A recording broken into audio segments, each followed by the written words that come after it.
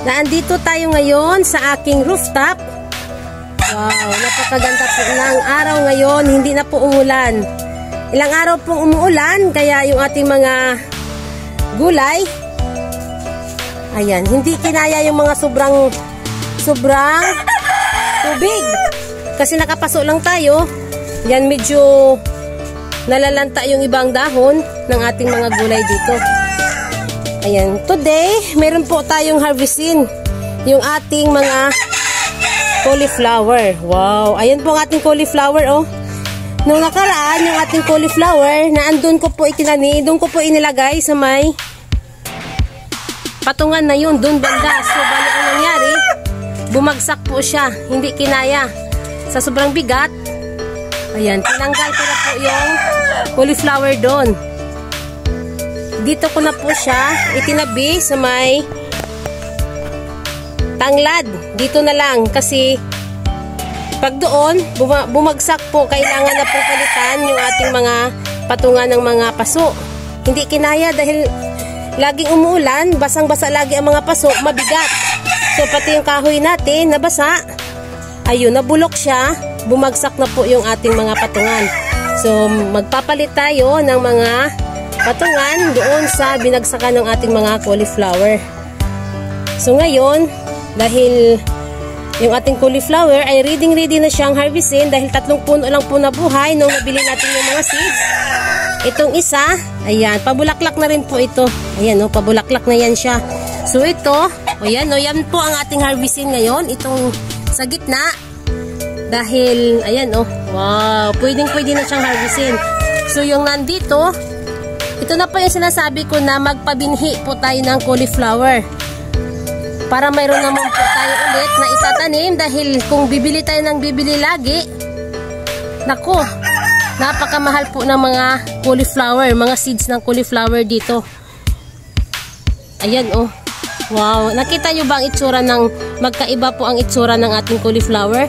Ito ay pwedeng harvestin. Ito po ay pagulang na. Pa-violet na siya. May umuos bunga po na. Yan, oh. Ito po ay tataas ito. Ito po ay magkakaroon na po siya ng bunga. Yan lahat yan. Pag umangat na po yan, aangat yan. Tataas po yan. So yan po ay magkakabunga na ang ating cauliflower na nag-iisang puno. Pero ang laki nito. Promise, nakapaso lang po tayo, nakapaso lang. Pwede po tayo magtanim kahit nakapaso lang. Ayan po yung paso ko, ang nipis lang pong pinagtaniman ng ating cauliflower. Pero nakita nyo naman mga langga, wow, ayan, pwede po tayo magtanim ng cauliflower. Ayan, ito po yung ating harvesting. Itong isa na ito dahil sasahugan po natin ng hipon. Itong isang cauliflower, titikman natin po yung ating naitanim na cauliflower dahil 3 puno lang kasi ang ating na pabuhay. So ayan, sa sunod baka marami na tayong maitanim dahil nagpapabinhi tayo, hindi na tayo bibili para marami tayong seeds. Ayan, napakaganda po pala ng cauliflower, no? Pag sila po ay magulang na, ganito po pala ang itsura pag magpabinhi tayo. Ayan, sa sunod na araw, babalikan natin yan, ang ating cauliflower na yan. Kamustahin natin siya kung siya ba ay umangat na or magkakabunga na. Kung malapit na tayo makapag-harvest ng seeds para makapagtanim tayo ulit ng cauliflower. Ayan, pero ito ngayon, ito po yung ating harvestin. Iyang nasa gitna.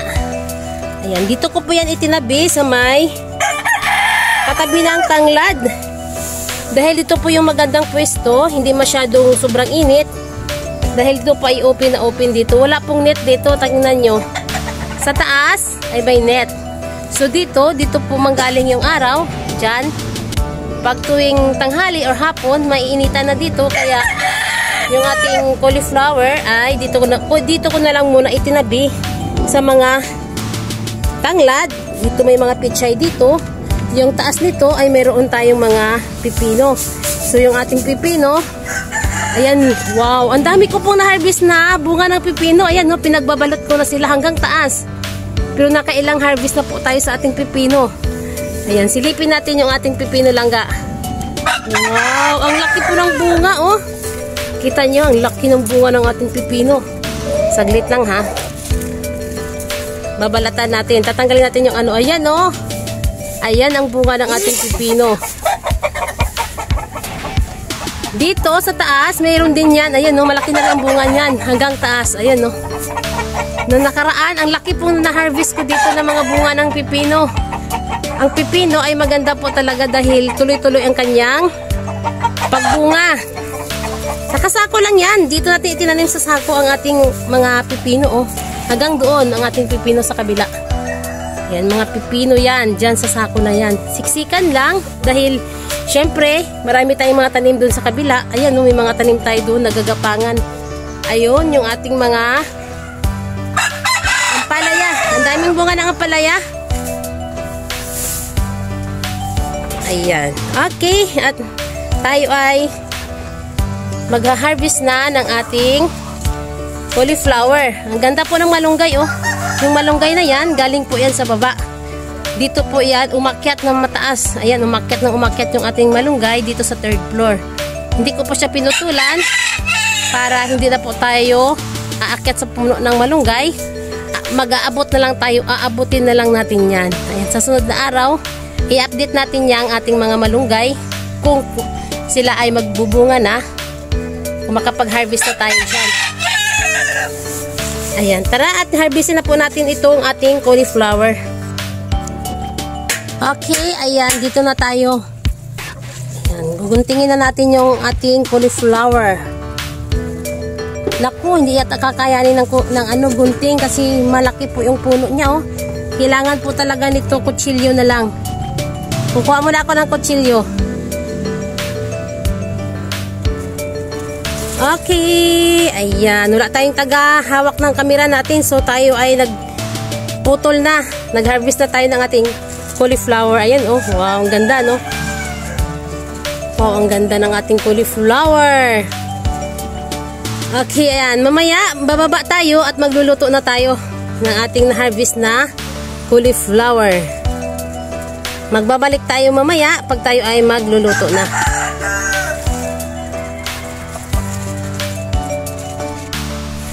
Wow! Andito na tayo ngayon sa ating kusina. Ayan, nagluluto na po tayo ng ating hipon na mayroong cauliflower. Ilalagay na po natin yung ating na-harvest na cauliflower. Ayan. Promise, napakasarap niyan mga langga.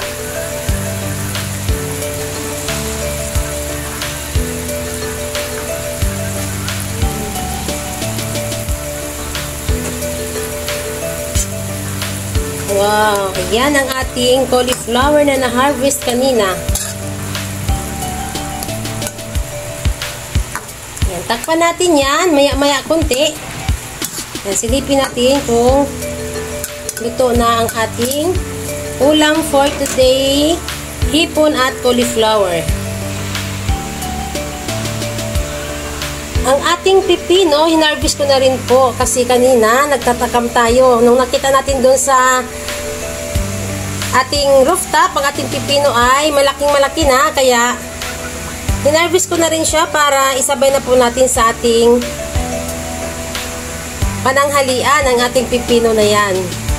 Wow! Ang laki, ano? Yan, ang laki ng ating pipino. Ang taba.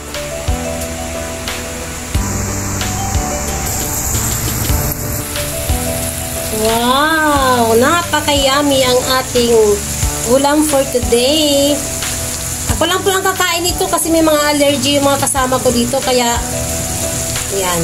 Magmumukbang tayo ng cauliflower na mayroong hipon.